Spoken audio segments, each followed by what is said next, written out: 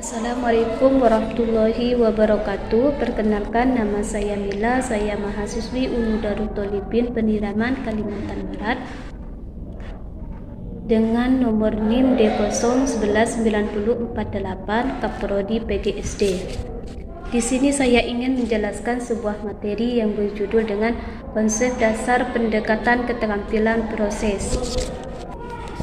Pengertian dari konsep dasar pendekatan keterampilan pada hakikatnya ialah suatu pengelolaan kegiatan belajar mengajar yang berfokus pada perlibatan siswa secara aktif dan kreatif dalam proses pemerolehan hasil belajar.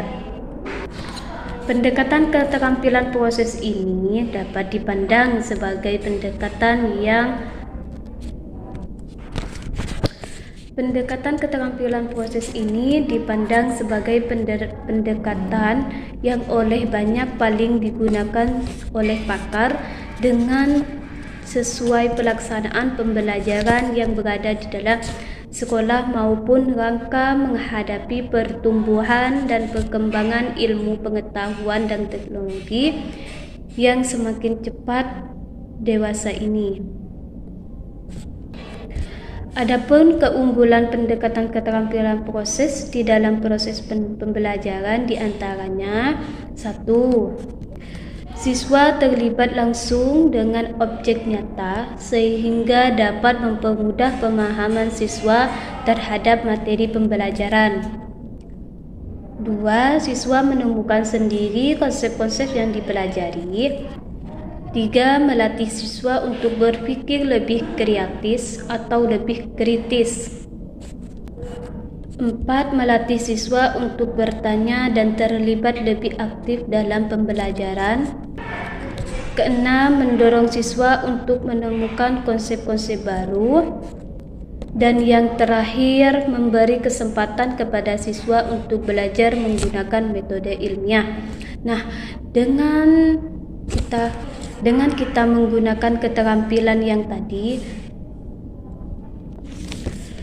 adapun prinsip-prinsip pendekatan keterampilan proses, yaitu dalam pembahasan pendekatan keterampilan proses-proses atau prinsip-prinsip tentang pendekatan tersebut menjadi hal mutlak yang harus kita pahami.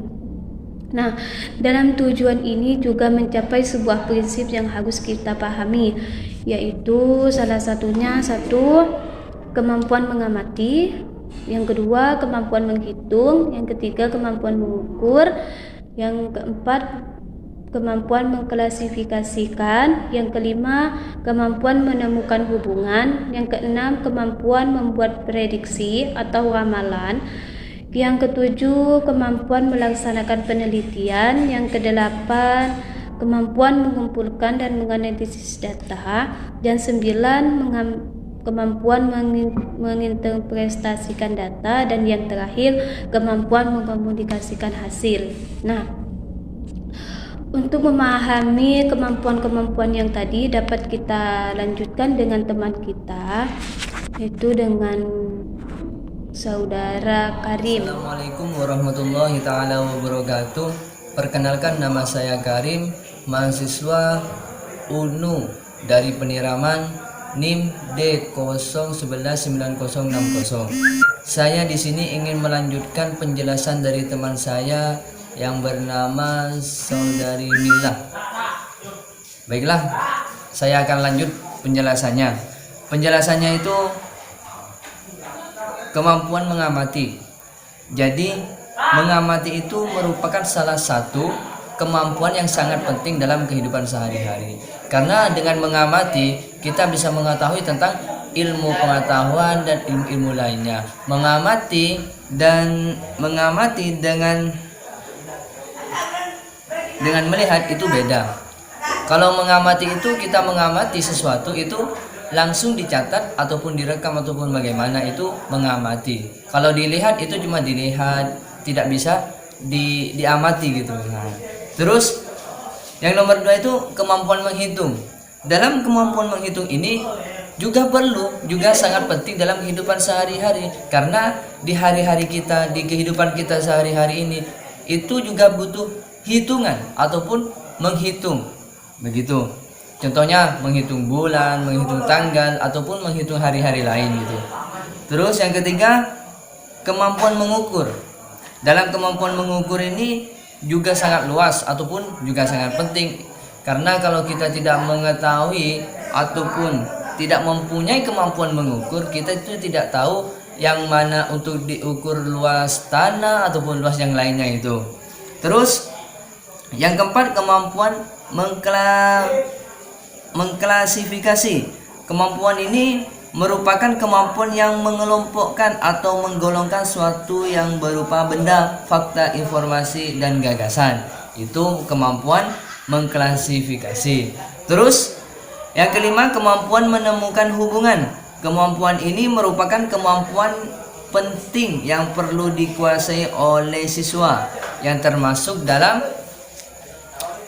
dalam fakta, ruang, gagasan, dan lain sebagainya. Jadi dalam kemampuan menemukan hubungan ini juga harus dimiliki oleh siswa. Karena kenapa? Karena dengan kemampuan menemukan hubungan ini, siswa itu bisa menemukan hubungan. Maksudnya hubungannya itu bukan hubungan cewek cowok itu ya, bukan ya. Tapi di sini dijelaskan bahwa itu termasuk kemampuan yang fakta, informasi, gagasan, pendapat, ataupun ruang dan waktu. Nah, terus yang keenam itu kemampuan membuat prediksi atau ramalan. Kemampuan ini juga, yang dimaksud kemampuan ini itu bukanlah sembarangan pikiran. Nah, jadi kemampuan membuat prediksi atau ramalan ini itu bukan kemampuan yang kita ramalkan dengan pikiran itu intinya tidak sembarangan gitu kalau meramal. Jadi kemampuan ini juga perlu, tapi jangan sembarangan meramal lah kan gitu. Nah, terus yang ketujuh itu kemampuan melaksanakan penelitian atau percobaan. Dalam kemampuan penelitian atau percobaan ini juga sangat penting, karena dalam penelitian ataupun percobaan ini kita itu menguji ataupun mencoba ilmu kita sampai di mana gitu. Ini menurut pemahaman saya ya. Nah, terus lanjut. Kemampuan mengumpulkan dan menganalisis data. Kemampuan ini merupakan bagian dari kemampuan melaksanakan penelitian. Dalam kemampuan ini, siswa perlu menguasai bagaimana cara mengumpulkan data dalam penelitian, baik kuantitatif maupun kualitatif. Jadi, kemampuan mengumpulkan data ini juga siswa itu harus sangat di sini ini juga sangat perlu gitu. Jadi dalam kemampuan mengumpulkan ataupun menganalisis data itu sangat perlu. Untuk nanti penelitian kita harus mengumpulkan data ataupun dan lain sebagainya lah. Terus kemampuan menginterpretasikan data itu juga sangat perlu. Sedangkan di atas tadi itu sama dengan yang di atas tadi. Terus yang ke-10, kemampuan mengkomunikasikan hasil. Ini ya terakhir, kemampuan untuk mengkomunikasikan hasil. Karena kemampuan ini merupakan salah satu kemampuan yang harus dikuasai siswa. Dan karena kenapa? Kalau siswa tidak mempunyai kemampuan untuk mengkomunikasikan hasil, itu gimana ya? Dari awal sampai akhir itu tidak ada manfaatnya kalau kita tidak ada hasil gitu kan. Nah, karena dengan hasil ini, contohnya misalnya siswa membuat laporan tentang hasil percobaan, menentukan rumus keliling lingkaran. Ya, itulah yang kemampuan mengkomunikasi hasil. Jadi hasilnya itu belakangan gitu. Pertama tadi mengamati dan lain sebagainya, itu sampai pada akhirnya itu kita mempunyai kemampuan untuk hasil gitu.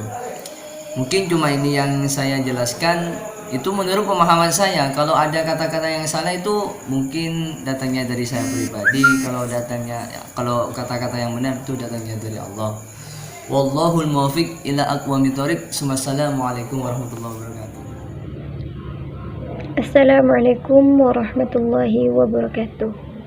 Baiklah, pada kesempatan kali ini saya akan menjelaskan kelanjutan dari teman saya Karim, di mana pada kesempatan kali ini saya mendapatkan tugas untuk menjelaskan konsep dan prinsip cara belajar siswa aktif. Konsep dan prinsip cara belajar siswa aktif dalam kurung CBSA. Cara belajar siswa aktif atau disingkat CBSA merupakan istilah yang bermakna sama dengan student activities learning dalam kurung SAL, di mana di dalam dunia pendidikan dan pengajaran termasuk matematika, cara belajar siswa aktif bukanlah hal yang baru. Jadi, sebagai suatu konsep cara belajar siswa aktif, ini adalah suatu proses pembelajaran yang subjek didikannya terlibat secara fisik, mental, intelektual maupun sosial dalam memahami ide-ide dan konsep-konsep pembelajaran Ahmadi 1991. Dengan kata lain, arah pembelajaran siswa belajar secara aktif mengacu pada siswa atau student oriented, yang bermakna pembentukan sejumlah keterampilan untuk membangun pengetahuan sendiri, baik melalui proses asimilasi maupun akomodasi. Dalam proses pembelajaran yang seperti ini, siswa dipandang sebagai objek dan sekaligus sebagai subjek. Berdasarkan uraian di atas, dapat kita simpulkan bahwa cara belajar siswa aktif adalah salah satu strategi pembelajaran yang menuntut aktivitas atau partisipasi peserta didik seoptimal mungkin sehingga mereka mampu mengubah dalam prosesnya internasional secara lebih efektif dan efisien. Ada beberapa prinsip yang dapat digunakan dalam menunjang tumbuhnya cara belajar siswa aktif di dalam pembelajaran Ahmadi 1991, yaitu yang pertama, motivasi belajar, yang kedua, pengetahuan persyaratan, yang ketiga, tujuan yang akan dicapai, yang keempat, hubungan sosial, yang kelima, belajar sambil bekerja, yang keenam, perbedaan individu, yang ketujuh, menemukan, dan yang kedelapan ini adalah memecahkan masalah. Mungkin hal ini yang bisa saya sampaikan, kurang lebihnya saya mohon maaf. Wabillahi taufiq wal hidayah. Assalamualaikum warahmatullahi wabarakatuh. Assalamualaikum warahmatullahi wabarakatuh. Saya atas nama Supandi dengan NIM D01199079 dengan prodi PGSD Kampus Universitas Nahdlatul Ulama cabang yang di Peniram, semester 4. Baik, saya akan melanjutkan atau meneruskan dari saudari Nuraini yang sudah dijelaskan. Yang mana yang saya akan jelaskan ialah tentang konsep pembelajaran kontekstual. Dengan demikian, inti pembelajaran kontekstual adalah melibatkan situasi dunia nyata sebagai sumber maupun terapan materi pelajaran. dikaitkan dengan apa yang mereka ketahui dan ketika mereka secara aktif belajar sendiri. Dengan demikian, mereka bertanggung jawab sendiri dalam belajarnya. Belajar bermakna dan penerapan pengetahuan. Yang dimaksud melibatkan pembelajaran situasi dunia nyata ialah pembelajaran yang konkret atau yang nyata, yang mana contoh pembelajaran yang konkret ialah pembelajaran misalnya matematika, pembuatan kubus. Tetapi pembelajaran dunia yang nyata itu yang konkret ialah tidak luput mendahului yang namanya materi atau yang abstrak. Tetapi ketika sudah materi dilalui, barulah ke pembelajaran dunia yang nyata, seperti pembuatan langsung, pembuatan kubus, bagaimana cara-caranya kubus, bagaimana agar bisa terbentuk seperti kubus. Nah, di situ tidak luput dengan yang melalui yang namanya materi terlebih dahulu. Lanjut, penerapan pengetahuan merupakan strategi yang sangat umum digunakan dalam rangka untuk membantu peserta didik menemukan makna dalam belajarnya. Peserta didik jarang sekali yang tertarik pada pembelajaran yang abstrak dan tidak berhubungan dengan dunia nyata. Tanpa ini, peserta didik mungkin mudah lupa apa yang sudah dipelajari.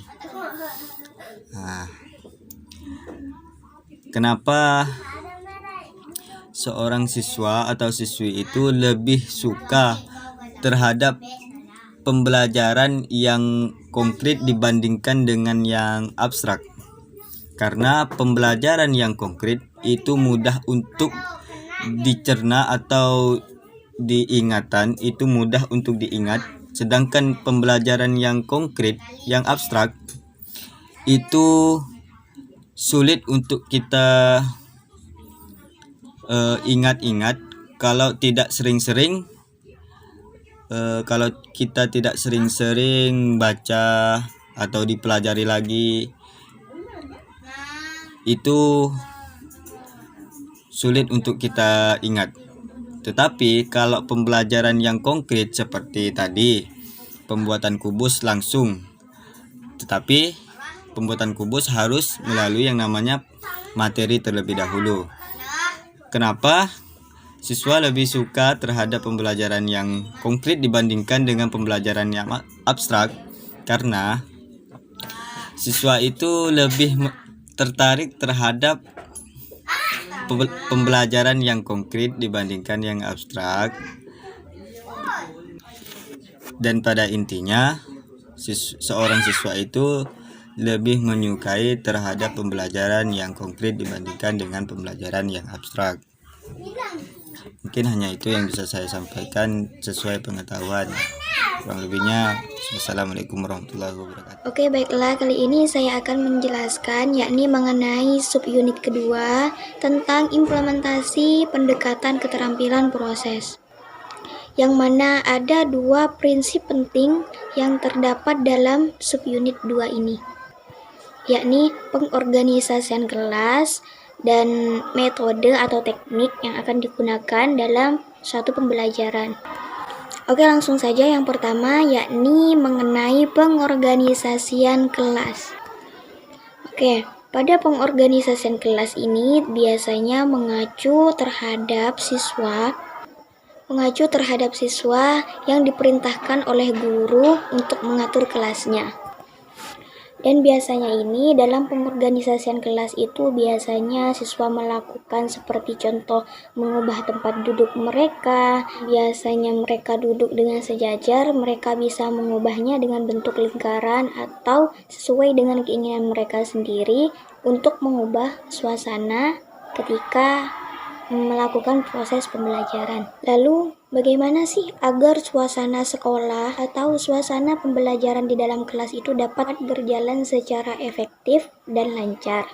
Berikut ada sedikit cara-caranya yang harus dilakukan dalam melakukan proses pembelajaran dan juga agar tidak membuang waktu yang terlalu lama. Hendaknya dalam proses pembelajaran tersebut harus menggunakan metode atau teknik sehingga dapat mendorong siswa atau peserta didik itu berkomunikasi atau menjalin atau berproses di dalam pembelajaran itu dengan baik. Misalnya seperti mengadakan kegiatan-kegiatan yang efektif untuk mengacu atau mendorong peserta didik itu mengeluarkan kreativitas mereka sendiri sehingga mereka akan cenderung lebih aktif dalam melakukan proses pembelajaran. Dalam pengelompokan siswa, ada beberapa hal yang harus diperhatikan. Salah satu hal yang harus diperhatikan itu yakni pertama, masalah yang akan dibahas. Apa sih masalah yang akan kita bahas dalam pembagian kelompok pembelajaran kali ini? Itu yang pertama. Yang kedua, yakni kita harus memperhatikan kemampuan siswa. Kemampuan siswa tersebut kita harus perhatikan. Misalnya, ada siswa yang memang betul-betul butuh perhatian lebih, maka kita harus memberikan pembelajaran secara efektif dan harus memberikan penjelasan secara menyeluruh dan lebih jelas kepada peserta didik yang membutuhkan perhatian tersebut. Karena setiap peserta didik itu tidak mungkin memiliki potensi yang sama. Ketiga, yakni hal-hal yang harus diperhatikan dalam pengelompokan siswa, yakni kemudahan hubungan belajar antar siswa. Oke, itu dia tadi 3 poin yang harus diperhatikan agar suasana belajar itu dapat terlaksana secara efektif. Yang pertama, yakni komunikasi harus tercipta dengan baik dan benar terhadap guru, antara guru dan peserta didik. Dan yang kedua, yakni jam atau waktu. Menggunakan waktu seefektif mungkin, bisa menggunakan waktu melalui RP atau rencana pembelajaran. Dan yang ketiga, yakni mengenai pengelompokan siswa. Dalam memilih kelompok, kita harus memperhatikan peserta didik tersebut ya. Oke, selanjutnya dalam implementasi pendekatan keterampilan proses yang kedua, poin yang kedua yakni metode atau teknik dalam pembelajaran. Metode atau teknik dalam belajar mengajar. Ini penting nih bagi guru untuk memberikan metode yang baik supaya mereka bisa menyerap pelajaran dengan baik dan benar. Dalam metode atau teknik belajar mengajar pada peserta didik, terutama pada pembelajaran matematika, ini membutuhkan metode yang sangat-sangat efektif sekali ya. Apalagi dalam pembelajaran matematika ini bisa kita ketahui sendiri, kalau dalam matematika ini membutuhkan kefokusan dan keaktifan yang benar-benar harus dimiliki oleh peserta didik. Kalau tidak demikian, maka mereka akan sulit untuk paham dan menyerap pembelajaran tersebut. Di antara beberapa metode atau teknik mengajar dalam pembelajaran matematika ada beberapa metode, yakni yang pertama metode ceramah, metode diskusi, dan yang ketiga yakni metode penugasan. Di dalam metode ceramah ini guru sangat berperan aktif. Mengapa bisa begitu? Karena di dalamnya yakni guru yang memberikan penjelasan, penuturan, bahkan contoh-contoh kepada peserta didik. Namun bukan berarti metode ceramah ini dikatakan metode yang jelek ataupun tidak efektif. Metode ceramah ini dapat terlaksana dengan baik apabila persiapannya juga dilakukan dengan baik. Dan yang kedua yakni metode diskusi. Metode diskusi ini biasanya guru itu memberikan peserta didik sebagai peluang mereka untuk menukar informasi, memberikan pendapat satu sama lain, sehingga guru hanya bisa mengarahkan saja dan memberikan akhir pada kesimpulan nanti. Dan metode yang ketiga yakni metode penugasan atau metode resitasi. Dalam metode penugasan ini atau yang biasa kita sebut dengan homework atau pekerjaan rumah PR, biasanya ini memberikan hal yang positif terhadap peserta didik. Pekerjaan rumah yang harus diberikan kepada peserta didik ini harus lebih memberikan manfaat dan tujuan yang sangat besar ya, yakni yakni salah satunya tujuan agar mereka bisa belajar lebih giat lagi, agar mereka bisa mendapatkan nilai yang lebih bagus lagi, agar mereka bisa diajarkan supaya mereka tidak hanya belajar atau mendapatkan informasi dari sekolah saja, melainkan mereka juga bisa mendapatkan pembelajaran dari rumah atau lingkungan sekitar mereka. Perlu ditekankan lagi ya, bahwasannya kita harus menanamkan sikap percaya diri terhadap peserta didik kita supaya mereka bisa melaksanakan penugasan mereka itu tanpa bantuan orang lain dan bisa menghasilkan nilai murni dari dirinya sendiri. Oke, baiklah, yang terakhir yakni poin penilaian. Inilah hasil dari berbagai macam kegiatan yang telah dilaksanakan selama proses pembelajaran. Dan inilah yang menentukan mereka lulus atau tidaknya, mereka paham atau tidaknya, ini dari penilaian seorang guru. Mereka akan mendapatkan hasil yang baik pula apabila mereka menerapkan dari proses pembelajaran tersebut terhadap lingkungan sekitar mereka, teman-teman mereka, ataupun keluarga mereka. Dalam poin penilaian ini, semuanya, baik dari keterampilan, proses, bahkan hasilnya, mereka semua akan dinilai oleh guru. Untuk menerapkan pendekatan keterampilan proses dalam suatu pembelajaran, apalagi dalam pembelajaran matematika di sekolah dasar, itu perlu mempertimbangkan perorganisasian kelas yang baik agar pembelajaran yang dilaksanakan dan proses pembelajaran di ruang kelas itu terjalin dengan baik dan benar sesuai dengan apa yang direncanakan. Dalam melakukan metode pembelajaran di dalam ruang kelas, terutama apalagi di dalam pembelajaran matematika, ini harus menggunakan metode seefektif mungkin dan sedemikian rupa harus terjaga dan terlaksana dengan baik. Agar apa? Agar prinsip-prinsip dan keterampilan mereka itu dapat muncul semaksimal mungkin. Di antaranya metode yang tadi sudah saya berikan, yang sudah saya jelaskan, yakni metode ceramah, metode diskusi, dan metode penugasan atau PR. Oke, mungkin hanya ini yang dapat kami sampaikan mengenai konsep dan implementasi pendekatan keterampilan proses. Mudah-mudahan ada manfaatnya. Kurang lebihnya kami mohon maaf. Wallahul muwaffiq ila aqwamit thoriq. Wassalamualaikum warahmatullahi wabarakatuh.